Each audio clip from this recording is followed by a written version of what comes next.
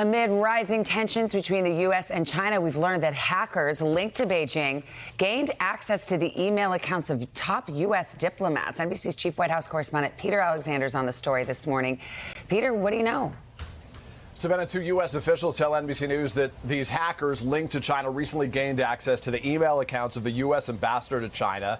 Nicholas Burns is his name, and another top diplomat at the State Department. The officials say that this was part of what they call a targeted intelligence gathering campaign by Beijing. We are told the cyber attack was limited to unclassified emails here, but both of these diplomats were intimately involved in Secretary of State Antony Blinken's high-stakes visit to China that happened last month amid tensions over the war in Ukraine, that spy balloon that the U.S. shot down, and the fate of Taiwan.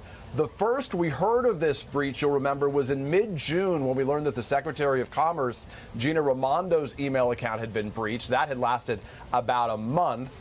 NBC News has reached out to the Chinese government, Savannah, but so far we have not heard back. All right, we'll stay on that one. And in the meantime, there's a meeting, a high-profile meeting today at the White House with companies involved in artificial intelligence. What can we expect? Yeah, this obviously an issue that's getting a lot more attention right now. Executives from top AI developers are coming here today, including from Google, Microsoft, Meta, Amazon as well, to talk about this emerging technology and really how to rein in its risks. White House officials tell us that they've already secured commitments from the tech leaders to address some of the biggest concerns, security testing, allowing third parties to report any vulnerabilities in their AI products, as well as developing tools, mechanisms really like watermarks to help people identify any AI-generated content, and also making efforts to avoid bias here. To be clear, these are simply voluntary commitments just from the 7 companies attending right now, which is why pressure remains, Savannah,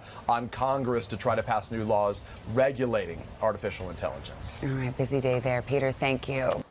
Hey, thanks for watching. Don't miss the Today Show every weekday at 11 a.m. Eastern, 8 Pacific on our streaming channel, Today All Day. To watch, head to today.com/allday or click the link right here.